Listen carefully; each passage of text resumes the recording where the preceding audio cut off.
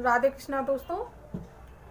चलो आज ज्ञान की बातों से सुनते हैं, समझते हैं कि किसी के बीच में इंटरफेयर नहीं करना चाहिए।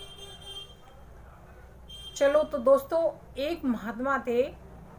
एक महात्मा, उनको विचा मिल जाए तो भगवान का शुक्रिया अदा करते थे, नहीं मिल जाए तो भी करते थे। तो एक दिन के समय पे साधु महात्मा रास्ते में चले आ रहे थे। धीमे धीमे बारिश हो रही थी, तो रास्ते में एक हलवाई की दुकान पड़ी दोस्तों। अब वो हलवाई था, गरम गरम जलेबी दूध अपने कस्टमरों को दे रहा था। अब वो क्या कर रहा, वो महात्मा बेचारा मन में सोच रहे थे कि मेरे पास पैसा होता तो मैं भी खा लेता। चल कोई बात नहीं, मेरे प्रभु देंगे जब मैं खाऊंगा। तो अब वो पास में आए, महात्मा जैसे दुकान के पास में आए बिल्कुल, और जैसे फिर उन हलवाई ने आवाज़ मारी कि आओ महात्मा जी, आइए, आपका स्वागत है हमारी दुकान पे। उन्होंने बहुत आदर से बिठाया हलवाई ने, और उसने एक दोना भर के जलेबी दी, गिलास भर के दूध दिया उसने, और महात्मा जी खा पी के वो भगवान का शुक्रिया अदा करने लगे। वाह प्रभु वाह, तेरी अजब निराली लीला है, आज तो तूने बहुत पेट भर के खाना खिला दिया। ऐसे ऐसे वो शुक्रिया अदा करने लग गए। अब रामा कृष्णा करके हलवाई से चलने लगे। अब बारिश तो हो ही रही थी दोस्तों। अब बारिश में नाचते झूमते और चले जा रहे हैं महात्मा जी। जब टेंशन ज़्यादा होती है, जब पेट खाली हो, तो महात्मा जी को तो ताकत आ गई। अब नाचने झूमने और मतलब भजन गाते जा रहे हैं, गुनगुनाते जा रहे हैं और चलते जा रहे हैं। अब आगे दोस्तों क्या हुआ, सामने से एक मियाँ बीवी पति पत्नी दोनों आ रहे थे, अपनी ससुराल जा रहे थे, घर से निकले ही थे।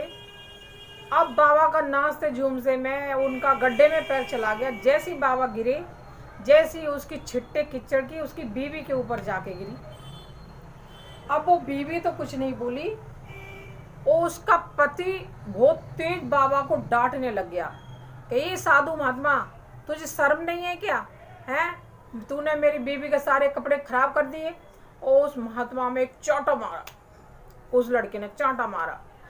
अब गुस्से में, अब फिर भी महात्मा बेचारे भगवान का शुक्रिया अदा कर रहे कि वाह प्रभु वाह, तू कभी तो हमको दूध जलेबी खवाता है, कभी चांटे लगवाता है, तेरी अजब निराली लीला है प्रभु। ऐसे कह के मैं महात्मा बेचारा चलने लग गया। अब वो लड़का था, वो चिल्ला के पड़ा, चलो अब घर पे चलते हैं, वापस जाते हैं, अब चेंज करके फिर आएंगे। अब वो जैसी थोड़ी दूर तो आया ही था अपने घर से, जैसे वो अपने जीने पे चढ़ने लगा तो लड़के का पता नहीं क्या हुआ, पैर ऐसा फिसला, नीचे आके गिरा वो। अब बेहोश हो गया। अब उसकी बीवी तेज रोने लग गई कि हाय बाबा ने शराब दे दिया मेरे पति को, ये कर दिया वो कर दिया, मेरे पति को क्या हो गया। तो आड़ पड़ोसी बहुत आ गए, करे बाबा बाबा भी वहाँ पे आ गए, तुमको ऐसा नहीं बोलना चाहिए, क्या गलती थी उसकी, तुमने ऐसे शराब दे दिया। क्या समझो मेरी बात को, मैं शराब किसी को नहीं दूंगा, और मैं ना देता हूँ। मैं क्यों दूंगा, मैं तो सिर्फ भगवान का शुक्रिया अदा करा था, और तो कुछ करा ही नहीं है। अब भाई और लोग गुस्सा करने लगे। अब वो बोला क्या, देखो सुनो मेरी बात, मैंने इसको पहली बार कुछ नहीं बोला। अब इस लड़की के इसने यार ने मेरे चांटा मारा, मेरे यार प्रभु ने इसके चांटा मार दिया, हिसाब बराबर हो गया, इसमें मेरी क्या गलती है? अब बताइए, मेरी गलती हो तो बताइए, ये तो भगवान का न्याय है, भगवान ने जो भी करा है वो ठीक ही करा होगा। इसलिए दोस्तों, किसी के बीच में इंटरफेयर नहीं करना चाहिए, याद रखना प्लीज़ दोस्तों, जिसकी गलती है वही सुधारे, दूसरे के बीच में नहीं बोलना चाहिए, चाहे वो पति क्यों ना हो। अपने अपने कर्म सब अपने अपने साथ रहते हैं, इसीलिए ये बात समझ जाना आप और मैं भी। साहिब को बंदगी।